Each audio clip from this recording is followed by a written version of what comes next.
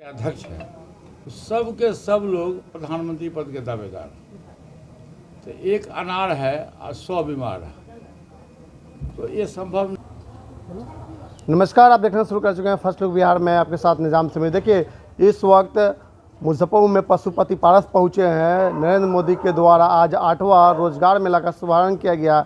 उसी कार्यक्रम में आज पशुपति पारस पहुंचे और इंडिया जो गठबंधन बनी है उस पर जमकर हमला बोला। उन्होंने कहा एक अनार है और 100 बीमार है। उन्होंने साफ साफ कहा से अभी तक कोई प्रधानमंत्री का जो वहाँ पर मेन दावेदारी है, सब लोग यानी अपने अपने राष्ट्रीय जो पार्टी है दावेदारी कर रहे हैं। तो कहीं ना कहीं उन्होंने इंडिया के गठबंधन सरकार पर जमकर हमला बोला। उन्होंने कहा से एक अनार 100 बीमार होते। क्या कुछ कह रहे हैं पशुपति पारस, आपको हम सुनवाते हैं। आज ऐसा है कि हमारे प्रधानमंत्री जी के द्वारा जो घोषणा हुआ था कि हम प्रत्येक वर्ष 10 लाख जो बेरोजगार नौजवान हैं, चाहे महिला हो जेंट्स हो, उनको हम जो बेरोजगार लोग हैं हम उनको सरकारी नौकरी में नियुक्ति देंगे। उसी के क्रम में 22 अक्टूबर 2022 से शुरू हुआ ये, और ये 8वां रोजगार मेला का आयोजन है। इसके पहले भी मैं 2 बार मुजफ्फरपुर आया था रोजगार मेला के उद्घाटन में, तीसरी बार है। और आज पूरे देश में 45 जगह मुजफ्फरपुर जैसे रोजगार मेला का आयोजन किया गया है, और जिसमें सामूहिक रूप से प्रधानमंत्री जी का संबोधन भी हुआ। और ये 8वां महीना है। अभी तक तकरीबन लगभग 6 लाख लोगों को रोजगार मिल चुका है। 4 लाख लोगों के लिए पूरा साल बचा हुआ है। ये प्रधानमंत्री जी का जो सोच है कि देश में जो बेरोजगारी की समस्या है इसको कैसे हल किया जाए। अब ये भारत सरकार के द्वारा नियुक्ति पत्र मिल रहा है, फिर जो प्राइवेट एजेंसी जितना, जैसे हम लोग का विभाग है फूड प्रोसेसिंग है, जिसके बारे में प्रधानमंत्री जी ने जिक्र भी किया है, वहाँ भी बहुत अधिक संख्या में हम लोग रोजगार दे रहे हैं। फूड प्रोसेसिंग के तहत भी हम लोग काफ़ी संख्या में रोजगार दे रहे हैं। और जितना प्राइवेट सेक्टर है उसमें भी रोजगार की व्यवस्था की जा रही है। ऐसा नहीं है रोजगार का मतलब सिर्फ नौकरी नहीं है, हम उसको बिजनेस के लिए पैसा देते हैं, हमारा बैंक बिजनेस के लिए पैसा देता है, जिससे उसकी रोजी रोटी का समाधान हो। तो इस ढंग से पूरे देश में ये प्रधानमंत्री जी का ये काफ़ी अच्छा शुरुआत है। और यदि ये शुरुआत रहा तो काफ़ी संख्या में जितने भी बेरोजगार लोग हैं उनको रोजगार मुहैया किया जाए। अध्यक्ष है तो सब के सब लोग प्रधानमंत्री पद के दावेदार। तो एक अनार है और 100 बीमार है, तो ये संभव नहीं है। वो भी प्रधानमंत्री नरेंद्र मोदी जी के कद में के सामने ये तमाम लोग बौना है। और फिर जो देश की जो वर्तमान राजनीति है, जो 9 वर्ष में प्रधानमंत्री जी के द्वारा जो प्रचार प्रसार और विकास का काम किया गया, वो इतिहास के गिनीज बुक में लिखने लायक बात है। आप देखिए ना, 1 अरब 40 करोड़ की आबादी है पूरे देश में।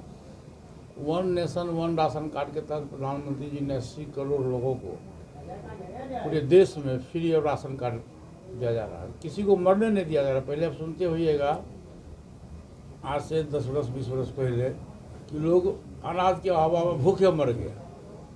आज की तारीख में इतना तो जरूर है कि कोई लोग भूखे नहीं मरता है। सबके घर में, चाहे गरीब हो चाहे जो भी हो, मजदूर क्लास भी है, तो उसके घर में भी 10 किलो 20 किलो अनाज है, और उसके बक्से में भी 150 रुपया है। ये देश के लिए शुभ संकेत है। प्रधानमंत्री जी का कहना ये है कि देश में जो सामाजिक स्तर से, शैक्षणिक दृष्टिकोण से, आर्थिक दृष्टिकोण से जो दुर्बल व्यक्ति है, हम उसको समाज के मुख्य धारा में जोड़ेंगे। और उन्होंने जोड़ा भी। आप देखिएगा कि अभी जस्ट कुछ दिन पहले उन्होंने ऊंची जाति के जो गरीब लोग हैं, सामाजिक दृष्टिकोण से, आर्थिक दृष्टिकोण से, शैक्षणिक दृष्टिकोण से, उसको भी उन्होंने 10% आरक्षण की व्यवस्था की। तो ये समाज को जोड़ने की बात है। गरीब लोगों को भूखे नहीं मरने देंगे। जो गरीब लोग हैं, करोड़ों लोग हैं जो दवाई के अभाव में, पैसे के अभाव में जिसकी मृत्यु हो जा करके, प्रधानमंत्री जी ने कहा कि नहीं, हमारा संविधान कहता है कि देश का मौलिक अधिकार है, सभी को जीने का अधिकार है, चाहे गरीब हो या अमीर हो। मेरा प्रयास रहेगा कि हम उसको मरने दें। और उन्होंने अपने प्रधानमंत्री कोष से 5 लाख रुपया गरीब के इलाज के लिए उन्होंने व्यवस्था की। और जिससे उसका फायदा ये हुआ कि करोड़ों लोग मौत के मुंह से निकल गए। उसी तरह से देखिएगा, महिलाएं हैं, उसके खाना बनाने के लिए गैस की व्यवस्था उन्होंने किया। शिक्षा के क्षेत्र में देखिए कि मेडिकल कॉलेज खोला जा रहा है। बिहार जैसा स्टेट में मेडिकल कॉलेज की कमी थी, 2-3 कॉलेज था, अभी मेडिकल कॉलेज खोला जा रहा है। इंजीनियरिंग कॉलेज प्रत्येक जिला में खोला जा रहा है। रोड है, बिजली है, सड़क है, पीने का पानी है, प्रधानमंत्री आवास योजना है। मतलब कई तरह का ऐसा प्रधानमंत्री के द्वारा जो 9 वर्षों में किया गया है, वो देखने लायक काम है। तो इससे साबित होता है कि प्रधानमंत्री गरीब के दुखिया हैं, गरीब के दुख और दर्द को समझते हैं। तो आपका जो प्रश्न है कि 2024 में क्या होगा, तो हम लोग एनडीए गठबंधन के पार्ट हैं, सहयोगी हैं, ईमानदार सहयोगी हैं। 2024 में जब लोकसभा का चुनाव होगा तो 2/3 बहुमत से देश में एनडीए की सरकार बनेगी और तीसरी बार देश के प्रधानमंत्री के रूप में श्री नरेंद्र मोदी जी शपथ ग्रहण। चलिए, जैसे G20 का देखिएगा, G20 की अध्यक्षता हमारे प्रधानमंत्री जी ने किया। चंद्रयान या भी जो घटना चंद्रयान या वाला है, उसमें सफलता मिली। G20 की अध्यक्षता सफलता मिली। हमारे प्रधानमंत्री जब भी विदेश दौरा पर गए तो अमेरिका जो सबसे सबल कंट्री माना जाता है पूरे वर्ल्ड में, अमेरिका के राष्ट्रपति ने क्या कहा प्रधानमंत्री जी से, प्रधानमंत्री जी आप इतने लोकप्रिय नेता हो कि हमारी इच्छा होती है कि आपका ऑटोग्राफ ले। ठीक है ना। एक दूसरे देश के प्रधानमंत्री ने प्रोटोकॉल तोड़ के उनको पैर छू के उनसे आशीर्वाद दिया। उसका 14 कंट्री ने सम्मानित किया, उनको अलग अलग अवार्ड से सम्मानित किया। तो आज के तारीख में प्रधानमंत्री नरेंद्र मोदी जी का जो कद है देश में भी और विदेशों में भी, उनके मुकाबले में विपक्ष बौना साबित हो रहा है। विपक्ष एक नई कमेटी का गठन किया जिसका नाम इंडिया है। हम लोग उसको नहीं मानते हैं क्योंकि मॉर्निंग शोज द डे होता है। आप देखिएगा कि 21 जून को पटना में 17 या 18 विपक्षी दलों की बैठक हुई थी। उस बैठक से उठ के चले गए थे, कौन चले गए थे, दिल्ली के चीफ मिनिस्टर उठ के चले गए थे, अरविंद केजरीवाल। फिर उसी बैठक में बयान दे दी ममता बनर्जी कि हम अपने स्टेट में कांग्रेस को, कम्युनिस्टों में घुसने नहीं दूंगी। उस बैठक में जो लोग थे, आज अजीत पवार थे और कई लोग थे, वो लोग उस गठबंधन को छोड़ के एनडीए गठबंधन में आ गए। तो कहने का अर्थ है कि उसी तरह से जो बंगलोर में हुआ, वहाँ भी प्रेस कॉन्फ्रेंस छोड़ के नीतीश जी, लालू जी चले आए।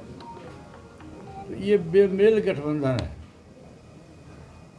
और ये बेमेल गठबंधन है। ये गठबंधन कभी देखिए, देश है बहुत इतना बड़ा देश है, इस देश में भाषा का समस्या है, धर्म का समस्या है, अलग अलग रिलीजन का समस्या है, तो अलग अलग चीज़ है। ये संभव नहीं है कि पूरे देश में एक मत होकर के और एक लीडरशिप हो। पूरे देश में जब तक जितने भी इंडिया पार्टी के जैसे हम लोग इनको कहता कि जितना भी जो लोग है सब स्टेट के जो लीडर्स हैं। तो आपने सुना पशुपति पारस ने क्या कुछ कहा है। उन्होंने कहा 2024 में फिर से नरेंद्र मोदी की सरकार बनेगी और नरेंद्र मोदी तीसरी बार प्रधानमंत्री भारत के बनेंगे। तो क्या कुछ कह रहे हैं, सारी बातों को लेकर पशुपति पारस आपको हम सुनवाते हैं। ऐसे ही खबरों के लिए हमारे साथ बने रहे। यूट्यूब चैनल को सब्सक्राइब करें और फेसबुक पेज को लाइक करें।